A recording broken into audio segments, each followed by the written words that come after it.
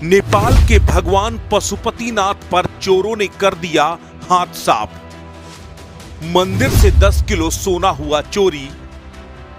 मंदिर से सोना गायब होने पर मचा हड़कंप। देश की संसद से लेकर भगवान के भक्त तक हो गए हैरान। लेकिन बड़ा सवाल, क्या वाकई में मंदिर से सोना हुआ है चोरी, या फिर भगवान पशुपतिनाथ खुद हो गए ठगी के शिकार।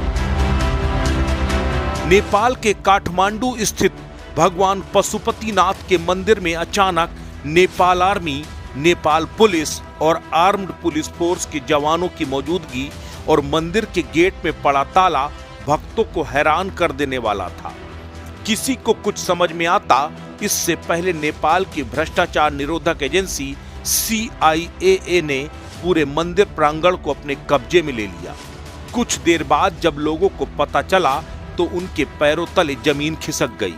दरअसल भगवान पशुपतिनाथ के मंदिर से 10 किलो सोना चोरी हो चुका था। भगवान पशुपतिनाथ के मंदिर में 108 किलो सोने की जलहरी चढ़ाई गई थी, जिससे 10 किलो सोना गायब मिला। ये मामला शायद सामने भी ना आता अगर नेपाल की संसद में सोने की चोरी का मुद्दा सामने ना आता। उसके बाद सरकार ने भ्रष्टाचार विरोधी एजेंसी CIA को इस पूरे मामले की जांच सौंप दी। अब नेपाल की एजेंसी सोना चांदी विक्रेता संघ, खान और भूविज्ञान डिपार्टमेंट के लोग जांच में जुटे हैं। लेकिन इस बीच एक बड़ा सवाल ये भी है कि क्या वाकई में मंदिर से सोना चोरी हुआ है? क्या वाकई में मंदिर से सोना गायब होने की खबर सच है, या फिर सोने के गायब होने की कहानी कुछ और है?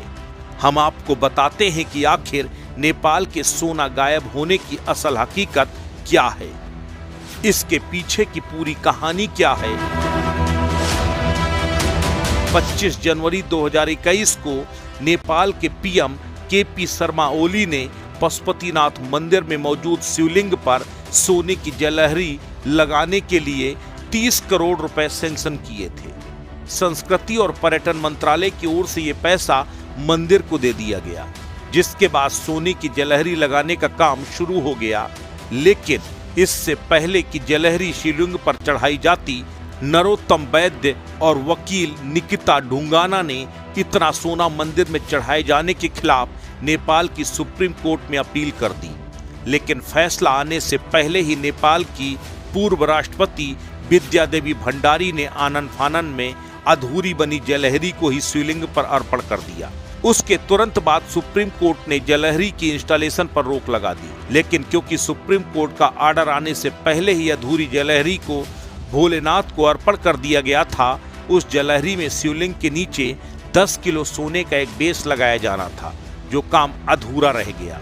उसके बाद वो बेस कभी लगा ही नहीं, और जब ये मामला खुला तब सोने के चोरी होने की बात कही जाने लगी।